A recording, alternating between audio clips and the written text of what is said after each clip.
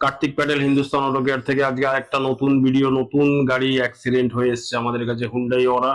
গাড়িটার কন্ডিশন আপনারা দেখতেই পাচ্ছেন, পেছন পোর্শন পুরোটাই ড্যামেজ হয়ে গেছে।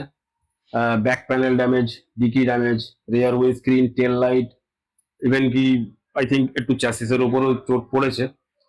তো অসুবিধে নেই, গাড়িটা আমাদের এখানে কাজ হয়ে গেছে, কমপ্লিট হয়ে গেছে, কাস্টমার খুবই স্যাটিসফাইড। কাজের কোয়ালিটি আপনারা দেখতে পারবেন ভিডিওতেই। আর আমাদের কাজের কোয়ালিটি একদম সেম টু সেম ওইএম রিফিনিশ, মানে আপনার গাড়ি নতুন কন্ডিশনে যেরম ছিল ঠিক সেরম পজিশনে গাড়িটাকে আবার নিয়ে আসা।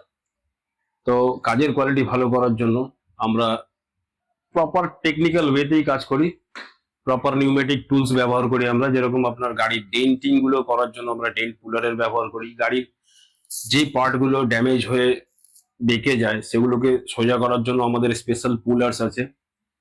সমস্ত নিউ মডেল, নিউ ইকুইপমেন্ট গাড়ি রিপেয়ার করার জন্য আমাদের কাছে অ্যাভেলেবেল।